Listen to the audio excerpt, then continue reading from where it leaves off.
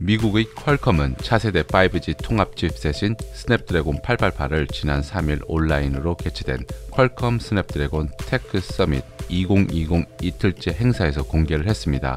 숫자를 보면 알겠지만 중국인들이 사랑하는 8이라는 숫자인데요. 그래서일까요? 중국 스마트폰 시장 공략을 위해 본격 시동에 나선 퀄컴이 아닐까 싶습니다. 이유는 너무나도 잘 알고 있듯이 미국 제재로 어려움을 겪고 있는 화웨이의 빈자리를 노리는 기업들이 많다는 점입니다.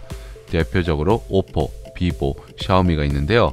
그러고 보니 모두 중국 기업인데 이들을 품에 안기 위한 전략으로 해석되고 있습니다. 본격적인 상용화는 내년 1분기부터 시작될 계획이라고 밝혔는데요. 중요한 것은 삼성전자의 5나노미터 공정에서 프로세서와 통신 모뎀이 하나로 합쳐진 원칩 형태로 생산될 예정이라고 합니다. 사실 두 기업은 스냅드래곤과 엑시노스로 경쟁을 펼치는 사이지만 중국 시장에 대응할 생산 물량 확보를 위해 손을 잡았다고 알려지고 있습니다. 스냅드래곤 888은 최대 2.84GHz로 동작한다고 합니다.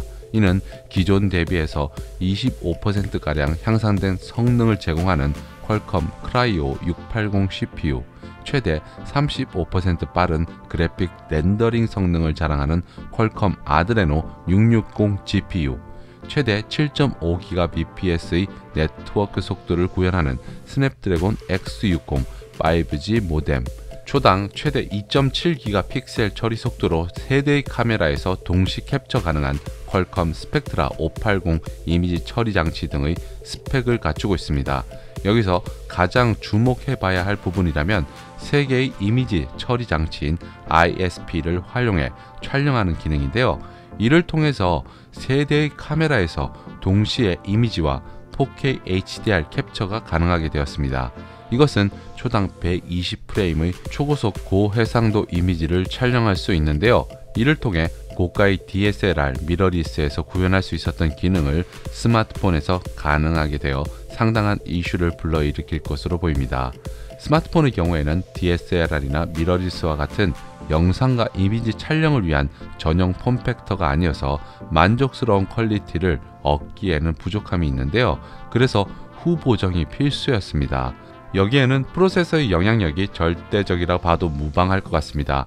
그래서 이런 성능을 구현하는 스냅드래곤 888이 자연스럽게 주목받을 수밖에 없을 것 같은데요. 이와 함께 광량이 부족한 환경에서 좋은 결과물을 얻을 수 있도록 저조도 아키텍처가 새롭게 적용되었다고 하고요. 10비트 색 보정을 담을 수 있는 고효율의 이미지 포맷인 HEIF도 지원한다고 합니다. 퀄컴의 이번 발표는 자체 개발하던 CPU를 버리고 ARM 표준 코어를 채택한 삼성 엑시노스 2100과의 경쟁 구도도 관심을 모을 것 같은데요. 현재 엑시노스 1080을 중국에 첫 공개하며 시장 공략에 나서고 있는 상황에서 발표된 거라 경쟁은 불가피할 것 같은데요. 참고로 시장 점유율은 퀄컴 8, 삼성 2 비율로 열세에 놓인 것은 맞지만 워낙 엑시노스 2100의 성능이 괜찮다고 알려져서 향후 판매에 어떤 영향을 미칠 것인지 관심을 모으고 있습니다.